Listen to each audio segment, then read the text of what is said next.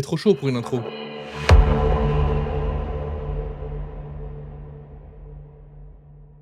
Salut à tous, c'est Mike, bienvenue sur Entre Rôlistes. Aujourd'hui, on se retrouve pour parler du deuxième ouvrage du Libri de Aurum. On va parler de Yog-Sothoth. Yog-Sothoth, qui est donc le deuxième ouvrage après Astour qu'on a vu il y a quelques semaines, et avant Nyarlathotep qui arrivera le mois prochain. Yog-Sothoth, grand ancien, dieu de la mythologie Lovecraftienne, extrêmement important, extrêmement troublant, extrêmement gênant. On va voir un petit peu ce qui se passe dans ce bouquin. En tout cas, merci à tous toujours de nous soutenir. N'hésitez pas, vous savez ce que vous avez à faire si jamais vous voulez nous soutenir. Vous pouvez mettre un pouce bleu, commenter cette vidéo et la partager sur vos réseaux. Vous pouvez évidemment nous rejoindre sur le Discord. On a également un Tipeee et notre partenaire Ludum. Si vous voulez vous procurer les ouvrages et faire en sorte qu'une partie des revenus nous soit versée, vous avez tous les liens en description. Allez, on traîne pas plus parce qu'il fait extrêmement chaud. Donc on regarde ce qu'il y a dans ce bouquin sur Yog-Sothoth. Alors, Yog-Sothoth, on a un ouvrage qui est extrêmement similaire, vous allez le voir dans sa forme et dans son fond, à celui d'Astour. Nous avons donc une magnifique illustration de Yog-Sothoth, donc ces sphères agglutinées entre elles. On verra un peu plus tard de quoi il s'agit dans cet ouvrage. Un supplément Cthulhu avec Dark Monkey. Sur la tranche, on a la même inscription. Et au dos, on a le contenu du bouquin. Vous voyez que la couleur prédominante de Yog-Sothoth est un espèce de rose violacé. Le signet, du coup, est à cette couleur-là. Il est absolument sublime. Donc j'aime beaucoup ce qu'ils ont fait en termes de cohérence de gamme avec le Libri Deorum. Vraiment, ça marche très très bien. Donc on commence, on va voir, vous allez voir sur la table des matières qu'on va voir les mêmes parties. On va voir l'autre dieu, donc qui va nous permettre de voir un peu qui est Yog-Sothoth, comment il fonctionne, etc. L'impact qu'il a eu sur l'histoire humaine. On va voir quelques cultes qui sont mis en place, les différents lieux en lien avec ce dieu-là pour pouvoir jouer à l'intérieur, quelques créatures et sorts magiques, et enfin un scénario. Donc on est vraiment sur la même structure que pour Astour, et vous verrez que ce sera la même pour Nyarlathotep. Les trois ouvrages sont extrêmement similaires là-dessus. Alors par contre, en revanche, des trois ouvrages, je pense que Yog-Sothoth, pardon, c'est très dur à dire, surtout quand on est assoiffé comme moi à l'heure actuelle, ce qui fait 54 degrés dans mon bureau. Yog-Sothoth est sûrement le dieu le plus compliqué à aborder, puisqu'on est sur, on n'est pas sur un dieu avec des expressions qui peuvent avoir un sens humain ou des créatures un peu physiologiques comme pourrait l'être Astour ou Nyarlathotep, et cetera. On est vraiment sur un dieu entité qui va incarner donc l'espace-temps, comme vous le voyez écrit ici dans les intertitres. C'est-à-dire qu'en fait, c'est un dieu qui va contrôler l'espace et le temps, c'est-à-dire le déroulement de celui-ci, mais en fait, tout est un peu simultané et tout un peu au même endroit et en même temps éloigné. Enfin, c'est voilà, les concepts sont un peu plus difficiles à mettre en place pour ce dieu-là. C'est un dieu qui est beaucoup plus compliqué à faire jouer et c'est pour ça que ce bouquin, vous allez voir, regorge de bonnes idées. Alors, vous allez voir qu'il est moins dense que les autres. Il y a un peu plus de remplissage, je trouve, mais c'est pas au sens négatif que je trouve ça. Je trouve qu'ils ont fait quelques choix éditoriaux qui sont surprenants de la part des 12 singes, où normalement on a des bouquins extrêmement carrés dans Cthulhu. Vous allez que celui-ci, il y a des choses qui vont différer un petit peu. Et pour le coup, je trouve que c'est intéressant par rapport au sujet qui est traité, justement. On parle donc de Yog-Sothoth. Donc on lui décrit un petit peu le dieu, qu'est-ce que c'est. Donc ce dieu qui est un amas de sphères, ou une planète, ou plusieurs choses, on ne sait pas trop. En tout cas, cette entité qui est représentée sous différents avatars qu'on va voir juste après, qui est donc la base un dieu des sorciers, qui est de la base un dieu qui contrôle l'espace et le temps, et qu'on appelle aussi le dieu seuil, c'est-à-dire que tous les portails qu'on peut créer, les portails pour passer d'une dimension à l'autre, d'une planète à l'autre, dans le temps ou dans l'espace, peu importe, sont en lien avec Yog-Sothoth, voire font partie de Yog-Sothoth. Les avatars de Yog-Sothoth, donc on a les sphères cyclopéennes, donc ces choses-là, cet amas de sphères absolument dégueulasse.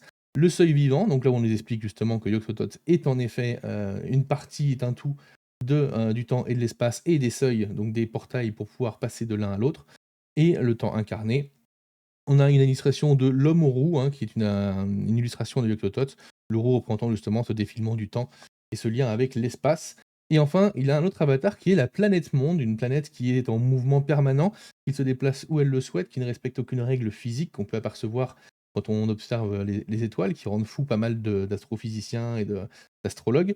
Et vous allez voir que cette planète monde, du coup, qui est un avatar, puisque ça représente Yog-Sothoth, elle est vivante, cette planète, elle respire, elle fait des choses. Vous allez voir qu'elle fait partie de la catégorie lieu également, puisque cet avatar de la planète monde est également, évidemment, un dieu. Donc ensuite, nous parlons du Seuil Interdit. Le Seuil Interdit, qu'est-ce que c'est? Le Seuil Interdit, c'est un bouquin qui est apparu à 3 époques différentes de l'histoire, et notamment, il a été découvert à Jérusalem, alors qu'il est écrit en langue anglaise, alors qu'il n'y avait aucun anglais qui n'avait jamais été à Jérusalem à l'époque. et puis il a été retrouvé dans l'antichambre du tombeau de Toutankhamon. Donc voilà, ce bouquin ne devrait pas pouvoir exister puisqu'il est anachronique par nature et par essence, et donc on nous explique comment ce bouquin a été écrit, comment ça s'est passé sa découverte. Ensuite, Yog-Sothoth dans l'histoire humaine, donc là on va avoir des anecdotes sur l'impact qu'a eu Yog-Sothoth sur le monde. Donc là on nous parle tout d'abord le jour cycle, les villages jumeaux, donc en fait là c'est la disparition d'un village entier qui a complètement disparu. Ensuite on a la disparition, d'un navire, d'un énorme 3 mâts, hollandais je crois de mémoire, qui également a disparu. Et puis nous avons la disparition d'un personnel de phare aussi qui a disparu. Et en fait on se rend compte que, toutes ces choses-là ont été téléportées sur la planète monde Yog-Sothoth.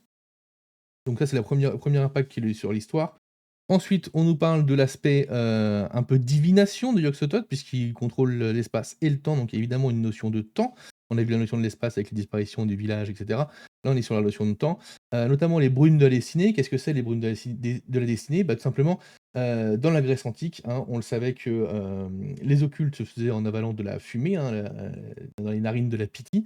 En fait, cette fumée était donc, des restes d'une brume de Yog-Sothoth qui était là pour remplir l'espace. Il restait quelques traces dans les failles de la Terre, donc elles étaient absorbées et on pouvait, les respirer pour avoir des visions si jamais on avait une santé mentale assez serrée.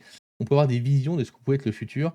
D'ailleurs petite anecdote que je trouvais plutôt rigolote pardon, c'est, du coup le Gnoti Saoton qui veut dire le «connais-toi toi-même» que tout le monde, donne attribue à Platon, enfin à Socrate par les écrits de Platon, viendrait en fait d'une erreur de traduction de la Pythie qui dirait, Gnoti Saoutot en parlant de, Yog-Sothoth évidemment, donc je trouve ça très drôle.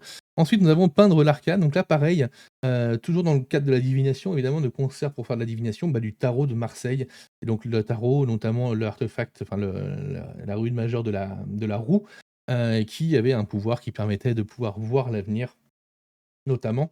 Et enfin, nous avons l'Apocalypse de Selon saint Sulpice, qui nous parle de ce frère d'un ordre bénédictin, à Saint-Sulpice, qui a eu un jour une vision d'un de ses collègues qui, tombait dans l'escalier et qui mourait et qui s'est rendu compte le lendemain en se réveillant, bah, qu'il était toujours dans sa chambre et que son collègue était tombé dans l'escalier et était mort. Il va devenir fou, il va s'enfermer dans une pièce, il va écrire, tous ses rêves et évidemment, après cet isolement, quand il va mourir, on va récupérer son carnet et on va se rendre compte que ses prédictions étaient bonnes et qu'en plus il a continué à prédire des choses pour la suite et pour l'avenir. On a tout plein de petites aides de jeu comme ça, qui sont pas des aides de scénar, mais qui pourront être réutilisées si vous en avez besoin et elles sont évidemment dans la pochette, des aides de jeu sur la campagne. Ensuite, quand je vous parlais un petit peu de remplissage, là c'en est un peu. Alors c'est pour ceux qui connaissent pas la nouvelle, L'Abomination de Dunwich. L'Horreur de Dunwich? Je ne sais plus le titre, la nouvelle en français, mince.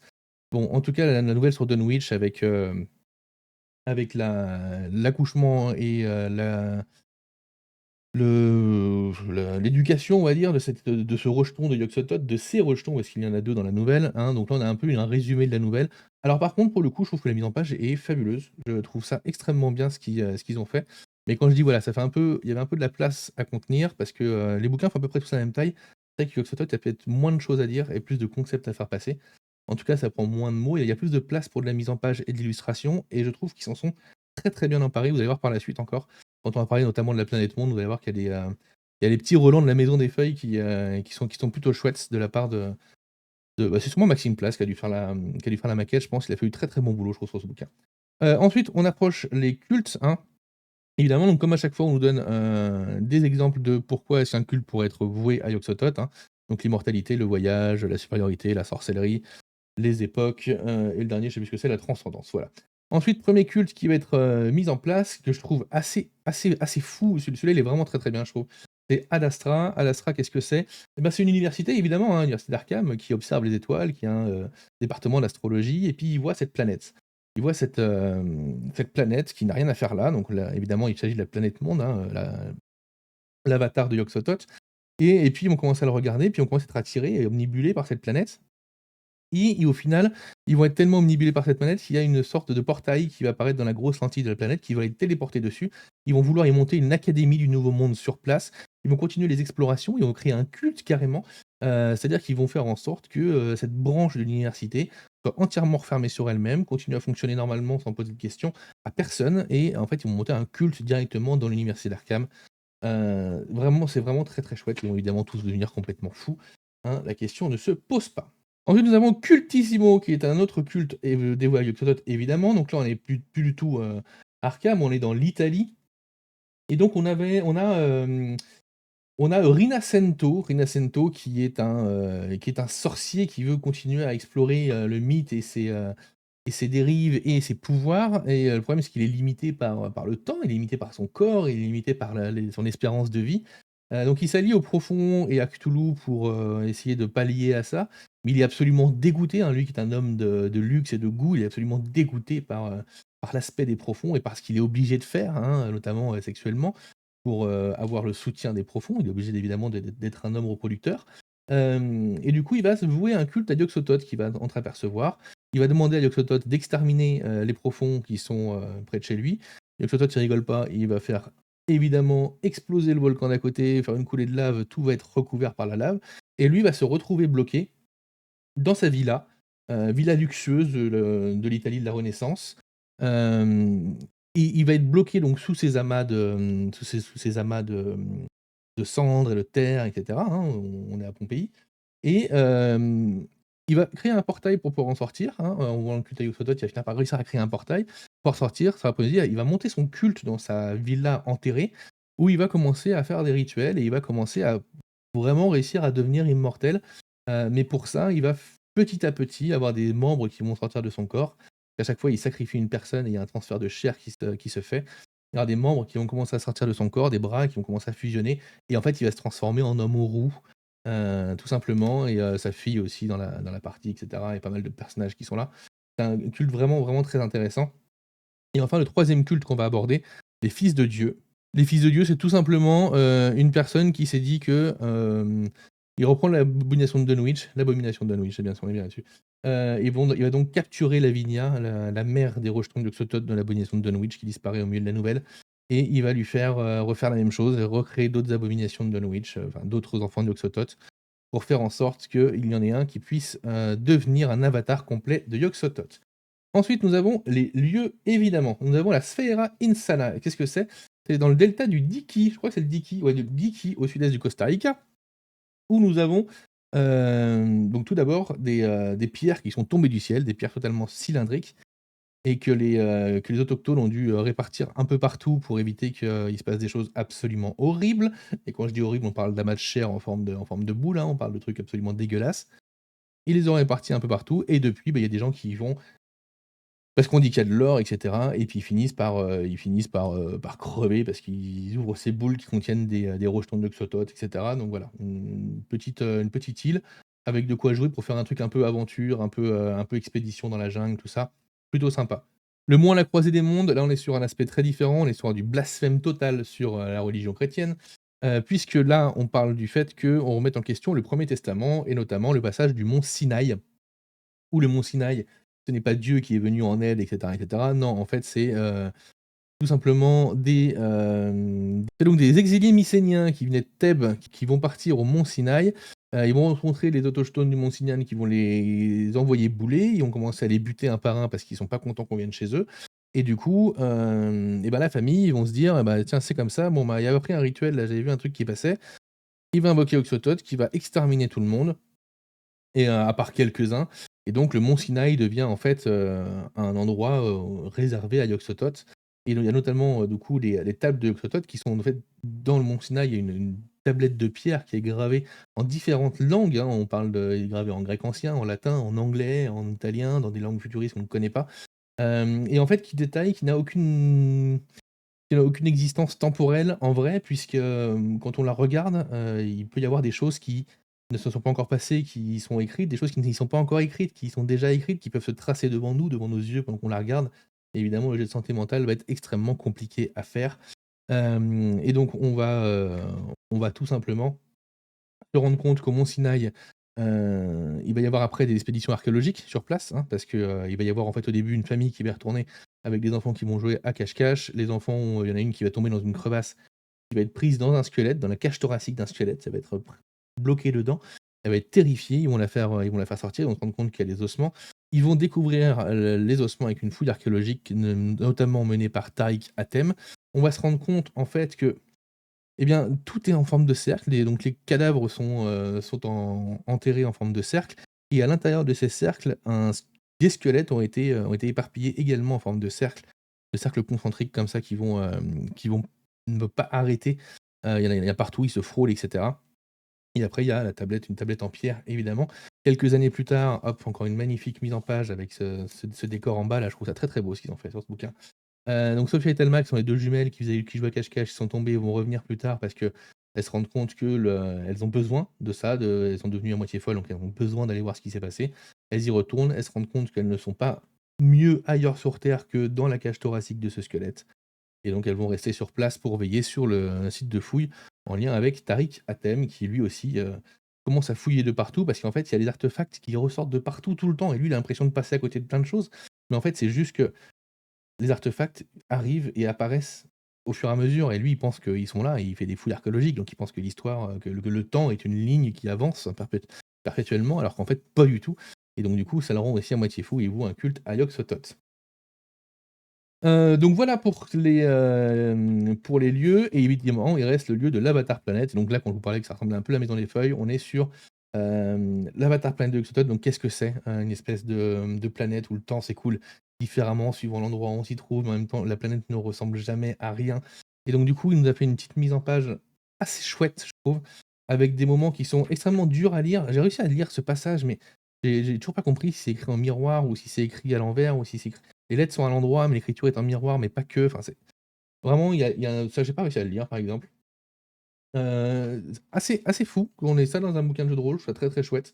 Ça correspond vraiment au thème, en plus, de cette planète qui est en perpétuel mouvement, en perpétuel, tout est présent et absent en même temps et je trouve ça vraiment très cool qu'ils aient réussi à faire cette jolie mise en page. Ensuite, on revient dans le classique avec, la magie et les créatures. C'est pas mes passages préférés des bouquins, clairement, on a des quelques sorts, moi, je suis jamais très, très fan de la magie dans les jeux de rôle Cthulhu, peu importe lesquels.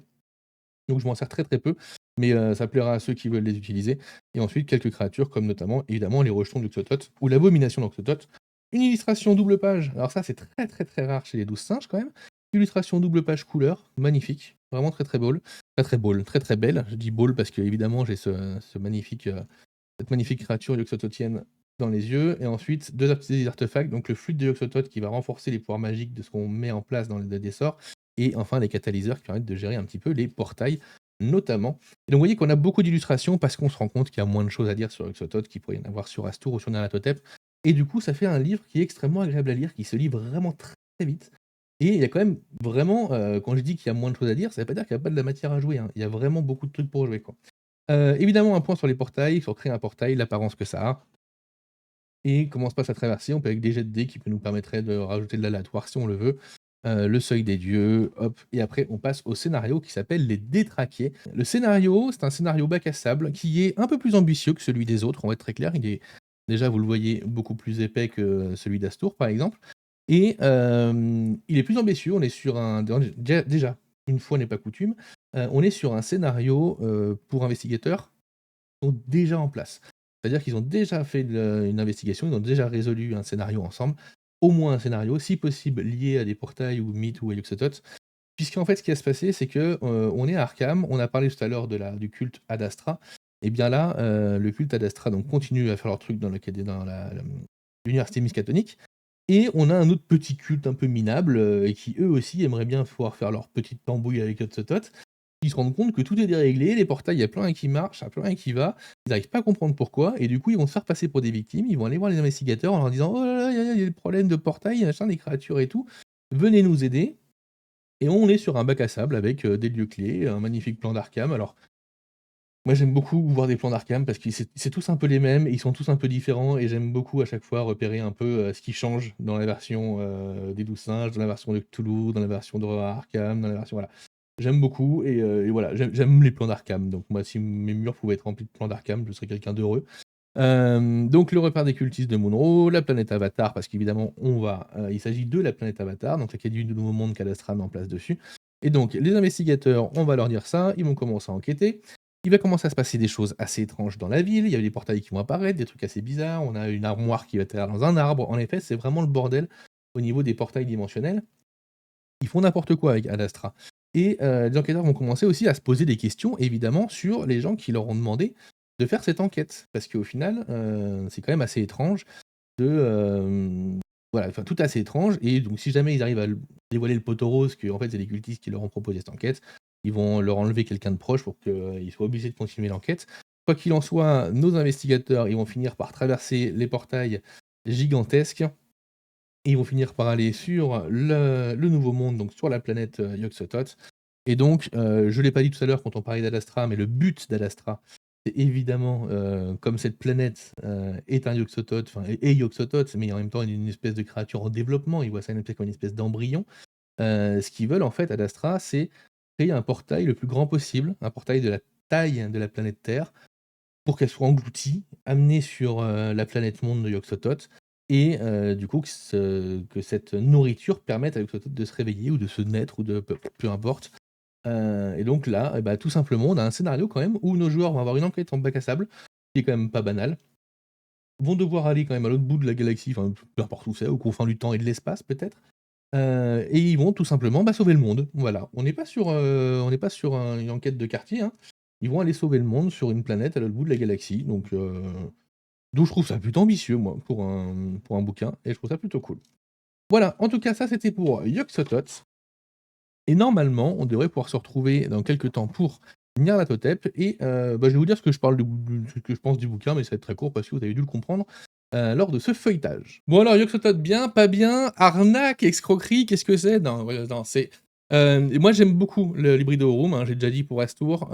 Yog-Sothoth des 3, c'est peut-être le dieu qui me parlait le moins et c'est peut-être le bouquin que j'ai préféré. Vraiment, alors déjà je trouve que la mise en page est largement au-dessus, je trouve, de celle des autres. Pas que les autres soient mauvaises, mais je trouve que les trucs qu'ils ont tentés là fonctionnent très, très bien et en fait, le fait qu'il y ait, peut-être plus de place pour s'exprimer en termes de mise en page et de maquettage, fait que le bouquin est extrêmement agréable à lire.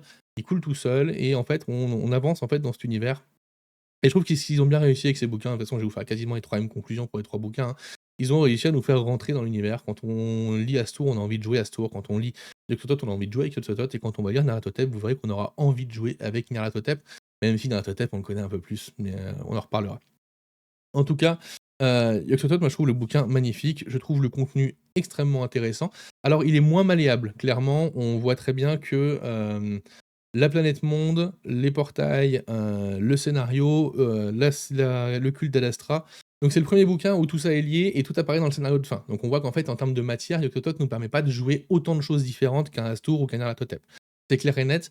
Généralement, Yog-Sothoth, c'est plutôt une trame de fond ou un truc qu'on va approcher pour des déplacements de portails, des choses comme ça.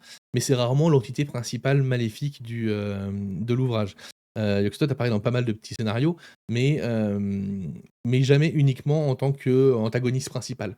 Et donc on voit que la difficulté qu'il y a à créer ça autour, alors on a des trucs, on peut le faire jouer, les lieux sont des endroits intéressants pour pouvoir faire jouer des scénarios, mais on est sur des lieux qui sont peut-être en dehors de la planète monde, hein, qui est assez incroyable comme concept. On est quand même sur des lieux qui sont moins parlants pour faire une mini campagne, un truc comme ça, que ce qu'on avait pu voir dans Astour avec cet asile, et cetera. Enfin, cet asile, cette résidence bourgeoise au miroir, et cetera. Donc on a un peu moins de matière, je pense, parce que c'est une divinité qui est plus dure à approcher et qui est moins frontale qu'un Astour ou qu'un Nyarlathotep. Mais pour le coup, bah, ça marche très bien. Ça marche très, très bien.